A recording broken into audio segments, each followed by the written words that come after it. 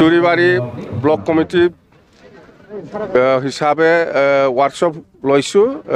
youth BSc আৰু women খুব ভাল টুৰিবাড়ি হিসাবে আমি এবাৰো জিকা নাছিল কিন্তু এইবাৰ টুৰিবাড়ি হিসাবে বিপিএফ দলে জিকিবলৈ সক্ষম হ'ব কথা হয়তো বিৰাট ভাল আগতকৈ আমাৰ দলটো বেছি ভাল হৈছে টুৰিবাড়ি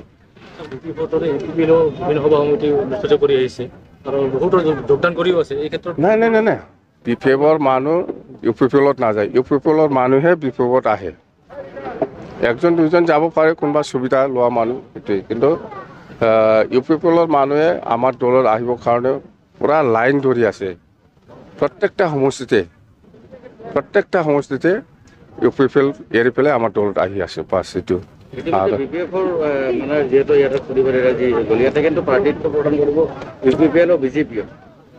নাই হয় হয় নাই নাই নাই নাই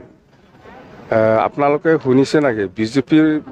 কোনোবা লিডাৰৰ পৰা মুখত শুনিছে নেকি ইউপিপিএল আৰু বিজেপি একেলগে এলায়েন্সত থাকি পেলাই ভোট ইলেকশ্যন খেলিব বুলি এইটোতো শুনা নাই ইউপিপিএলো নিজাববীয়া খেলিব বিজেপিও নিজাববীয়া খেলিব কংগ্ৰেছো নিজাববীয়া খেলিব আৰু বিপিএফো নিজাববীয়া খেলিব ইয়াৰ কাৰণে আমাৰ বিপিএফ দলটো বিৰাট মানে লাভ আছে আৰু কি উইনাৰ বুলি আমি ক'ব পাৰোঁ কেতিয়াও নেখেলে ইউপিপিএল আৰু বিজেপি এলায়েন্সত নেখেলে বিপিএফৰ উইনাৰটো খাটাং ইতিমধ্যে আমি গম পাইছোঁ টুৰিবাড়িত মানে বিপিএফ দলৰ পৰা তিনিজনে কিন্তু ইতিমধ্যে মনোনয়ন দিছে হয় হয় তিনিজন নহয় চাৰিজন